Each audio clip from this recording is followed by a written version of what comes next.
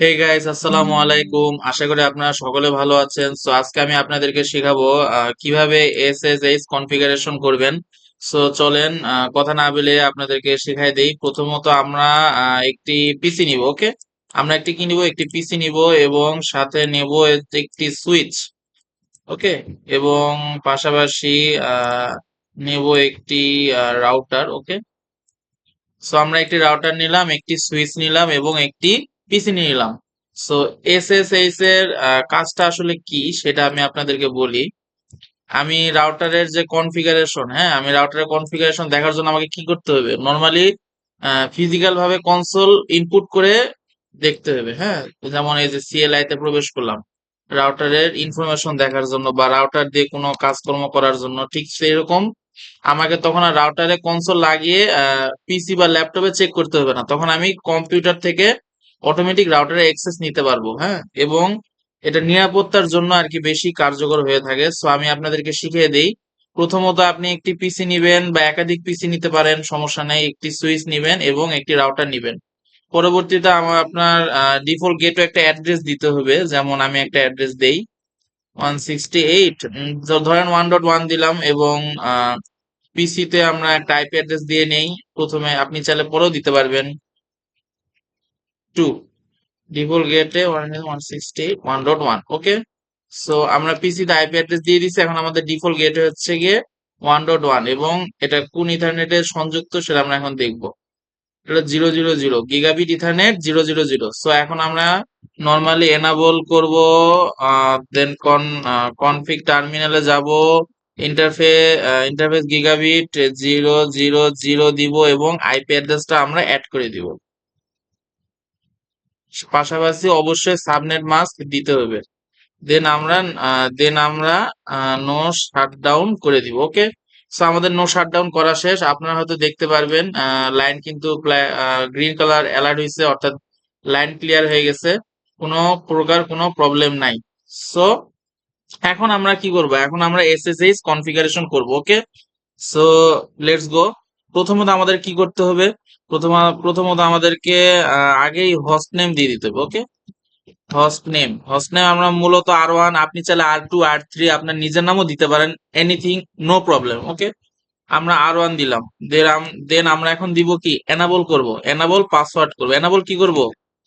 Enable password আমরা কি দিতে পারি? যে কোনো একটা কিছু দিতে পারি। আপনি এনাবল পাসওয়ার্ড সিসকো দিলেন। দেন আমরা এখন কি করব? আমরা এখন আইপি ডোমেইন নেম দিব। ওকে, আইপি ডোমেইন লিখে এনে দিয়ে ট্যাপ প্রেস করবেন, ডোমেইন নেম চলে আসবে। ডোমেইন নেম আপনি যে কোনো কিছু দিতে পারেন, আপনার যেটা লাগবে আর কি। আমি cisco.com দিয়ে দিলাম। দেন আমি এখন ইউজার নেম দিব। ইউজার নেম আমি কি দিব? অ্যাডমিন। আপনি অন্য কিছু চাইলে দিতে পারেন ইউজার নেম। দেন আমি আবার পাসওয়ার্ড দিব। পাসওয়ার্ড আমি সিসকো ডবল ও দিলাম, যেহেতু আমি এই জায়গায় একটা ও দিছি, সো আমি এখানে দুইটা ও দিলাম। ওকে, আপনি চাইলে এনিথিং এভরিথিং অনেক কিছু দিতে পারবেন। চাইলে আপনি মনে করেন রাতুল, মানে আমার নাম রাতুল দিতে পারেন বা আপনার নাম দিতে পারেন। সো আমি সিসকো দিলাম। ওকে, সো এখন আমরা কি করব? এখন আমরা লিখবো ক্রিপ্টো কি জেনারেট, RSA লিখে, সরি, ক্রিপ্টো কি জেনারেট RSA লিখে এন্টার প্রেস করব। এখানে আপনি 1048 বা যে কোনো কিছু দিতে পারেন। আমি 1048 দিলাম। দেন আপনি দেখতেছেন যে 1048 bit RSA keys will be non exportable. Okay, so এখন আমরা যা করতে পারি, সো এখন আমাদের এসএসএইচ এর প্রায় অর্ধেক কনফিগারেশন করা হয়ে গিয়েছে। ওকে, সো এখন আমরা লিখবো লাইন ভিটিওয়াই 0, অর্থাৎ আপনি 0 দিয়ে স্পেস দিবেন, অর্থাৎ আপনি কয়টা পিসি ইয়া করতে পারবেন, অর্থাৎ কনফিগার করবেন। এখানে আমি যেহেতু একটা করছি, সো আপনি এখানে যদি 3-4টা করেন তাহলে সেই কয়টা অ্যালাউ করে দিতে পারবেন। আমি যেহেতু একটা করছি, সো আমি নর্মালি 3 দেই। ওকে, সর্বোচ্চ আমি 3টা পিসি রাউটারে অ্যাক্সেস নিতে পারবো। হ্যাঁ, লাইন ভিটিওয়াই করলাম। দেন এখন আমরা যে কাজটা করবো সেটা হচ্ছে ট্রান্সপোর্ট ইনপুট এসএসএইচ দিয়ে দিলাম। দেন লগ ইন লোকাল। ব্যাস, আমাদের কার্যক্রম শেষ। কন্ট্রোল জেড দিয়ে বের হয়ে আসছি। দেন আমরা একটু চেক দিয়ে নিব সব ঠিক আছে কিনা? হ্যাঁ, আইপি অ্যাসাইন সব ঠিকঠাক আছে।